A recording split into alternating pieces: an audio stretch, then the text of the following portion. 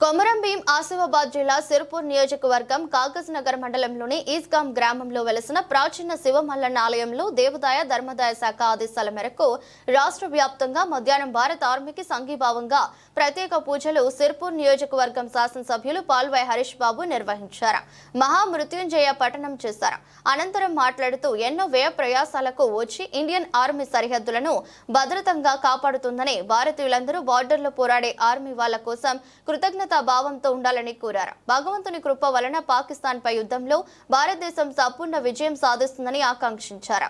కార్యక్రమంలో భాజపా జిల్లా అధ్యక్షులు ధోని శ్రీశైలం, జిల్లా కోశాధికారి అరుణ్ లోయ, జిల్లా social media convener Amit Biswas, Shiva Goud, Poladi Hanumantharao, Chiluveru Praveen, మాజీ ఎంపీటీసీ వికాస్ ఘరమి, లోనారే రవీందర్, హరీష్ తదితరులు పాల్గొన్నారు.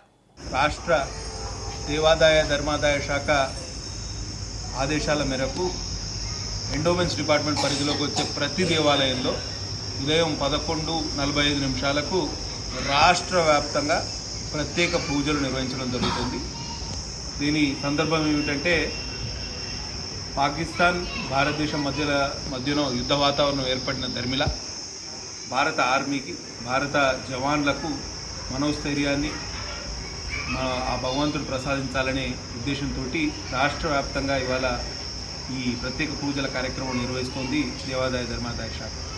అందులో కాగజ్ నగర్ మండలంలోని ప్రాచీన ఈస్గాం శివమల్లన్న దేవాలయంలో ఇవాళ ప్రత్యేక పూజలు నిర్వహించి మహామృత్యుంజయ పఠనం కూడా చేయడం జరిగింది. మన ఆర్మీ జవాన్లు కొంతమంది ఇబ్బందులు కూడా పడుతున్నారు. వారు ఇవాళ వీరోచితంగా పోరాటం చేస్తే కానీ ఇవాళ భారత భూభాగం ఇవాళ సేఫ్గా మనం ఇక్కడ జీవించగలుగుతున్నాము అని అంటే వారి చలవే. కాబట్టి ఇండియన్ ఎయిర్ డిఫెన్స్ మెకానిజం కూడా చాలా బలోపేతంగా ఉన్నది.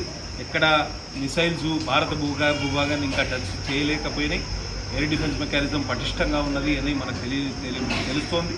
కాబట్టి ఈ యుద్ధం ఇంకా కొన్ని రోజులు కొనసాగే అవకాశం కూడా ఉంది. కాబట్టి వారికి భారత జవాన్లకు, ఇండియన్ ఆర్మీకి ప్రత్యేకంగా వారందరికీ భగవంతుడు బలాన్ని చేకూర్చాలి, మనోస్థైర్యాన్ని చేకూర్చాలని వేడుకుంటూ ఈ కార్యక్రమాన్ని నిర్వహించడం, పాల్గొన్న వారందరికీ కూడా ప్రత్యేక ధన్యవాదాలు తెలియజేస్తూ సెలవు తీసుకుంటున్నా. జై హింద్.